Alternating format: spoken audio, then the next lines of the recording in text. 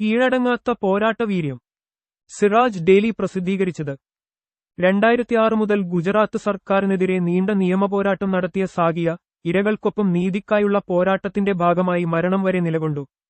2002 ഗുജറാത്ത് വംശഹത്യയിൽ അന്നത്തെ ഗുജറാത്ത് മുഖ്യമന്ത്രിയും ഇപ്പോഴത്തെ പ്രധാനമന്ത്രിയുമായ നരേന്ദ്രമോദി ഉൾപ്പെടെയുള്ള ബി.ജെ.പി. നേതാക്കൾക്ക് പ്രത്യേക അന്വേഷണ സംഘം ക്ലീൻചിറ്റ് നൽകിയപ്പോൾ അതിനെ ചോദ്യം ചെയ്ത് കോടതിയെ സമീപിച്ച വ്യക്തിയാണ് സാഗിയ. 2002 ഗുജറാത്ത് വംശഹത്യയുടെ ഇരയും വംശഹത്യക്കെതിരെ ഗുജറാത്ത് സർക്കാരിനെതിരെ ശബ്ദമുയർത്തിയ ധീരവനിതയുമായ സാഗിയ ജഫ്രി ഓർമ്മയായിരിക്കുന്നു.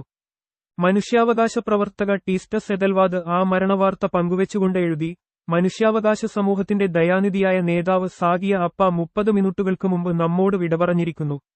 അവരുടെ പ്രത്യാശാഭരിതമായ സാന്നിധ്യം ഇനിമേൽ സുഹൃത്തുക്കൾക്കും ലോകത്തിനും നഷ്ടമാകും. തൻവീർ ബായ്, നിഷ്റിൻ, ദുരയ്യപ്പ, പേരക്കുട്ടികൾ ഇവർക്കൊപ്പം ഞങ്ങളെല്ലാമുണ്ട്. കോൺഗ്രസ് മുൻ MP ഇഹ്സാൻ ജഫ്രിയുടെ ഭാര്യയാണ് സാഗിയ ജഫ്രി. 2002 ഫെബ്രുവരി 27 ഗോദ്ര ട്രെയിൻ കത്തിച്ച സംഭവത്തെ തുടർന്നുണ്ടായ ഗുൽബർഗ് കൂട്ടക്കൊലയെ അതിജീവിച്ച വ്യക്തിയായിരുന്നു അവർ. 2006 മുതൽ ഗുജറാത്ത് സർക്കാരിനെതിരെ നീണ്ട നിയമപോരാട്ടം നടത്തിയ സാഗിയ, കലാപത്തിലെ ഇരകൾക്കൊപ്പം നീതിക്കായുള്ള പോരാട്ടത്തിന്റെ ഭാഗമായി മരണം വരെ നിലകൊണ്ടു. 2002 ഗുജറാത്ത് വംശഹത്യയിൽ അന്നത്തെ ഗുജറാത്ത് മുഖ്യമന്ത്രിയും ഇപ്പോഴത്തെ പ്രധാനമന്ത്രിയുമായ നരേന്ദ്രമോദി ഉൾപ്പെടെയുള്ള ബി.ജെ.പി. നേതാക്കൾക്ക് പ്രത്യേക അന്വേഷണ സംഘം SIT ക്ലീൻചിറ്റ് നൽകിയപ്പോൾ അതിനെ ചോദ്യം ചെയ്ത് കോടതിയെ സമീപിച്ച വ്യക്തിയാണ് സാഗിയ. എന്നാൽ 2022 സുപ്രീം കോടതി സാഗിയയുടെ ഹർജി തള്ളുകയായിരുന്നു. അഹമ്മദാബാദ് ചമൻപുരയിലെ ഗുൽബർഗ് സൊസൈറ്റിയിൽ അന്ന് പ്രാർത്ഥനാ യോഗത്തിന് എത്തിയതായിരുന്നു അവർ. 2002 ഫെബ്രുവരി 27 ഗ്രോദ സംഭവത്തെ തുടർന്ന് ഗുജറാത്തിൽ വർഗീയ കലാപങ്ങൾ അരങ്ങേറുന്ന പശ്ചാത്തലം. സൊസൈറ്റിയുടെ പുറത്ത് ആളുകൾ തടിച്ചുകൂടിയിരുന്നു. തങ്ങൾ ഏത് നിമിഷവും ആക്രമിക്കപ്പെടാമെന്ന ഭീതിയിൽ പ്രാർത്ഥനാ യോഗത്തിനെത്തിയവർ സൊസൈറ്റിയിലെ താമസക്കാരനും കോൺഗ്രസ് MP.യുമായിരുന്ന ഇഹ്സാൻ ജഫ്രിയുടെ വീട്ടിൽ അഭയം തേടി. 2002 ഗുജറാത്ത് കലാപം ആരംഭിച്ചതിന് പിന്നാലെ കലാപകാരികൾ അഹമ്മദാബാദിലുടനീളം മുസ്ലിങ്ങൾക്കെതിരെ ആക്രമണം അഴിച്ചുവിട്ടതിന് പിന്നാലെയാണ് ഇഹ്സാൻ ജഫ്രി കൊല്ലപ്പെട്ടത്. ആക്രമണം ഭയന്ന് പലതവണ ഇഹ്സാൻ ജഫ്രി പോലീസിനെ ബന്ധപ്പെട്ടു. പക്ഷേ ആരുമെത്തിയില്ല. ഇതോടെ പുറത്ത് തടിച്ചുകൂടിയ ജനം സൊസൈറ്റിയുടെ മതിലുകൾ തകർക്കുകയും ആക്രമിക്കുകയും സൊസൈറ്റിക്കും വീടുകൾക്കും തീവെക്കുകയും ചെയ്തു. അങ്ങനെ 2002 ഫെബ്രുവരി 28 ഇഹ്സാൻ ജഫ്രിയടക്കം 69 പേർ കൊല്ലപ്പെട്ടു. ഇതാണ് ഗുജറാത്ത് കലാപത്തിന്റെ ഭാഗമായ ഗുൽബർഗ് സൊസൈറ്റി കൂട്ടക്കൊലയായി പിന്നീട് അറിയപ്പെട്ടത്. സംഭവം നടക്കുമ്പോഴെല്ലാം കൺമുന്നിൽ കാണുകയായിരുന്നു ഇഹ്സാൻ ജഫ്രിയുടെ ഭാര്യ സാഗിയ ജഫ്രി. തുടർന്നായിരുന്നു സാധാരണക്കാരിയായ വീട്ടമ്മയിൽ നിന്ന് ഗുജറാത്ത് കലാപത്തിന്റെ നിയമപോരാട്ടത്തിന്റെ മുൻനിരയിലേക്ക് സാഗിയ എത്തുന്നത്. തന്റെ ഭർത്താവായ ഇഹ്സാൻ ജഫ്രിയടക്കമുള്ള ഇരകൾക്ക് നീതി ലഭിക്കണമെന്നാവശ്യപ്പെട്ട് 20 വർഷം നിയമപോരാട്ടം നടത്തി. അന്ന് ഗുജറാത്ത് മുഖ്യമന്ത്രിയായിരുന്ന നരേന്ദ്രമോദിയെ അടക്കം ശിക്ഷിക്കണമെന്നാവശ്യപ്പെട്ടായിരുന്നു പോരാട്ടം. പക്ഷേ 2022 എല്ലാ കേസുകളിൽ നിന്നും സുപ്രീം കോടതി മോദിയടക്കമുള്ളവരെ കുറ്റവിമുക്തരാക്കുകയായിരുന്നു. അപ്പോഴും സാഗിയ ജഫ്രി പ്രതികരിച്ചത് മരണം വരെ തന്റെ പോരാട്ടം തുടരുമെന്നായിരുന്നു. ഒടുവിൽ 86 വയസ്സിൽ മരണപ്പെടുമ്പോൾ വലിയൊരു പോരാട്ട ചരിത്രമാണ് സാഗിയ എഴുതിച്ചേർത്തിരിക്കുന്നത്.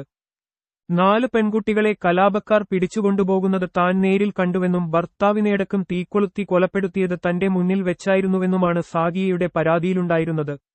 ഇക്കാര്യമുന്നയിച്ച് 2006 സാഗിയ അന്നത്തെ മുഖ്യമന്ത്രി നരേന്ദ്രമോദി ഉൾപ്പെടെയുള്ളവർക്കെതിരെ ഗൂഢാലോചന ആരോപിച്ച് പരാതിപ്പെട്ടത്.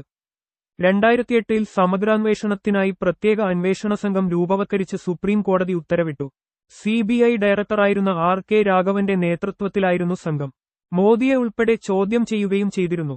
എന്നാൽ കേസെടുക്കാൻ വേണ്ട തെളിവുകളില്ലെന്ന് പറഞ്ഞ് മോദി ഉൾപ്പെടെയുള്ള 64 പേർക്ക് SIT 2012 ക്ലീൻചിറ്റ് നൽകി. SITയുടെ ക്ലീൻചിറ്റിനെതിരെ സാഗിയ പിന്നീട് മജിസ്ട്രേറ്റ് കോടതിയെ സമീപിച്ചു. എന്നാൽ 2013 മജിസ്ട്രേറ്റ് കോടതി SIT റിപ്പോർട്ട് ശരിവച്ചു. വിധിക്കെതിരെ സാഗിയ ഗുജറാത്ത് ഹൈക്കോടതിയെ സമീപിച്ചു. 2017 ഹൈക്കോടതിയും വിധി ശരിവച്ചതോടെ പിന്നെ സുപ്രീം കോടതിയിലായി സാഗിയയുടെ പോരാട്ടം. 2018 സാഗിയ സുപ്രീം കോടതിയെ സമീപിച്ചത്. പക്ഷേ 2022 ജൂൺ 24 മോദിക്കും മറ്റ് 64 പേർക്കും ക്ലീൻചിറ്റ് നൽകിയ SIT റിപ്പോർട്ട് സുപ്രീം കോടതിയും ശരിവെക്കുകയും ഹർജി തള്ളുകയുമായിരുന്നു. ഇക്കാര്യത്തിൽ തുടരന്വേഷണം ആവശ്യമില്ലെന്നും കോടതി ചൂണ്ടിക്കാട്ടി. മുൻ IPS ഉദ്യോഗസ്ഥരായ സഞ്ജീവ് ഭട്ട്, RB ശ്രീകുമാർ, രാഹുൽ വർമ്മ എന്നിവർ കണ്ടെത്തിയ തെളിവുകളിൽ അന്വേഷണം നടത്തിയില്ലെന്നായിരുന്നു സാഗിയ ജഫ്രിയുടെ ആരോപണം. ഈ ഉദ്യോഗസ്ഥരെല്ലാം പിന്നീട് സർക്കാരിന്റെ പ്രതികാര നടപടി നേരിട്ടത് ചരിത്രം. കലാപത്തിനു മുന്നേ ഇഹ്സാൻ ജഫ്രിയുടെ ഫോൺ വിളികളടക്കം അവഗണിച്ചുവെന്നായിരുന്നു മോദിക്കെതിരായുള്ള പ്രധാന വാദം. ഈ പോരാട്ടം എന്റെ ഭർത്താവിനു വേണ്ടി മാത്രമുള്ളതല്ല, മോദി തങ്ങളെ രക്ഷിക്കുമെന്ന് വിശ്വസിച്ച ആയിരക്കണക്കിന് മുസ്ലിങ്ങൾക്ക് വേണ്ടിയുള്ള അവസാന ശ്രമം കൂടിയാണ് എന്നായിരുന്നു നിയമ പോരാട്ടത്തെക്കുറിച്ചുള്ള സാഗിയയുടെ പ്രതികരണം. സാഗി സഹായിയായി ഉറച്ചുനിന്ന ടീസ്റ്റ സെതൽവാദിനും ഏറെ എതിർപ്പുകൾ നേരിടേണ്ടി വന്നു. സാഗിയയുടെ ഹർജിയിൽ ടീസ്റ്റ കക്ഷി ചേർന്നിരുന്നു. സുപ്രീം കോടതി തന്നെ അവർക്കെതിരെ ചില ഹീനമായ പരാമർശങ്ങൾ നടത്തി. തുടർന്ന് ഗുജറാത്ത് പോലീസ് അവരെ പുതിയ ഒരു കേസിട്ട് അറസ്റ്റ് ചെയ്തു ജയിലിലടച്ചു. വ്യാജ തെളിവുകൾ ഉണ്ടാക്കി എന്നതായിരുന്നു കുറ്റം. 2023 സുപ്രീം കോടതി അവർക്ക് ജാമ്യം അനുവദിച്ചു. 2023 മാർച്ച് 1 2002 ആക്രമണത്തിലെ ചില ഇരകൾക്കൊപ്പം സാഗിയ അവരുടെ പഴയ വീട് സന്ദർശിച്ചു. വംശഹത്യയുടെ 2-1 സ്വരചിഹ്നം ആമത് വാർഷികമായിരുന്നു അന്ന്.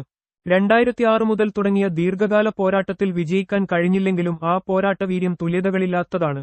2024 തിരഞ്ഞെടുപ്പ് പ്രചാരണകാലത്ത് ഒരു ഇ.ടി.വി അഭിമുഖത്തിൽ അവർ ചോദിച്ചു, നിങ്ങൾ വീണ്ടും മോദിയെ പ്രധാനമന്ത്രിയാക്കാൻ പോകുകയാണോ എന്ന്.